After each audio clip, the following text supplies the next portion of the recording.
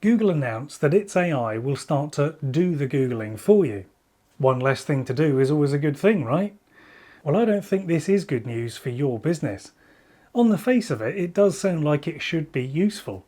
Google providing summaries to answers to questions right there in the search results page could save people a lot of time. No more wading through all those SEO optimized blogs written for search engines, not humans. No more having to click through to that website to find the information that you want. No more clicking through. That's right, this is bad news if you're the one with the website making the content, hoping to drive traffic to your website. Instead of more traffic, Google will come to your website, read it, learn it, and then use its AI to use your content to summarize the answers in the search results. As a business, this means less human visitors to your website, which means less email sign-ups, less ebook downloads, and less course and program upsells. A lot of people, me included, have used search results as a way to build their audience, but not for much longer. My name is Simon Batchelor, and in this video, I'll explain how the internet as we know it is about to change and how we can adapt.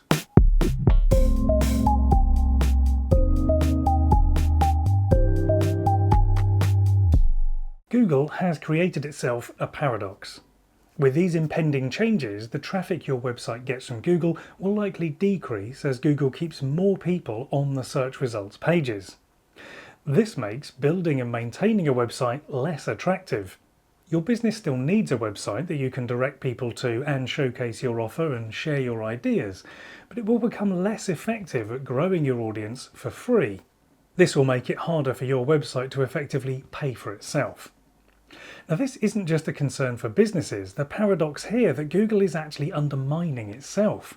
Google has built a vast empire of riches by indexing the internet and then letting people search that index. Many have relied on this to build their own businesses, and they generate a large portion of their revenue relying on traffic that Google sends them. For a lot of answers that people search for, Google will now start to summarize the first 10 links for the user rather than the user having to click through to those web pages. Google search results will still drive some traffic to other websites. It's not possible to cover everything on that results page. But how much traffic can Google afford to cut off? If the number of visitors drops too much, then people will just stop updating their websites with new content, and then what will Google use to generate its new answers? Google is still relying on people making and updating content, but this is the very thing it will be effectively discouraging. The likelihood is that Google will start slowly, testing the balance of keeping people on the page versus sending them to other sites, and therefore incentivizing the creation of new content. But being part of that experiment doesn't sound like much fun to me. So should we just give up now and go and live in the woods? Well, no, all is not lost. Firstly, Google is currently not that good at surfacing relevant content. Try Googling a simple question. I bet the first 10 links you get are SEO optimized blogs stuffed full of affiliate links, ads and keywords. Now, this is a world of Google's own creation. It's what they've been getting SEO people to optimize for years.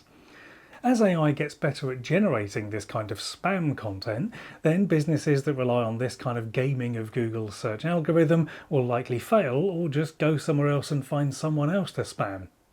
Over time, this will mean that businesses that show up consistently, genuinely, and generously will rise to the top as that noise decreases. Now, that is going to change some long-established business models. However, I believe that the real opportunity lies elsewhere, and that is bad news for Google. People are already moving away from Google as a place to find answers. They look for reliable recommendations on TikTok and Instagram. They go to YouTube for answers. They might listen to a podcast, or increasingly they'll ask their online community, which includes things like WhatsApp groups, about recommendations for products or services. Now, this is all private and beyond the reach of Google's crawlers and AI. So showing up where your audience and communities are will become a far more effective way to reach the people that you want to work with. Google has held the throne for a long time, but I feel like its time at the top might be coming to an end. Now, you might be thinking, well, hang on, Simon, a company as big as Google, surely they'll realise they're eating their own tail. I've been listening to a lot of podcasts about this recently, and they've all made this interesting point. The Google is so big that the conflict isn't registering internally. Google has to push its own AI products to keep its share price from plummeting. It has to show that AI is being rolled out. When companies are as big as Google, only the share price matters. The decline of the very thing that Google relies on from its revenue is a dark cloud on the horizon, and one I think they're hoping is just going to blow over or arrive when someone else is in charge. It's time to look beyond search for results. Relying on Google traffic to build your audience and your authority is going to become increasingly difficult. But your content is still the key to finding and engaging with people you want to work with. Diversifying where you show up and the ways in which you deliver that content is an effective marketing strategy that doesn't rely on Google or any other platform. If this video has got you thinking, then I've got lots more of this kind of content on my website, podcast and YouTube channel.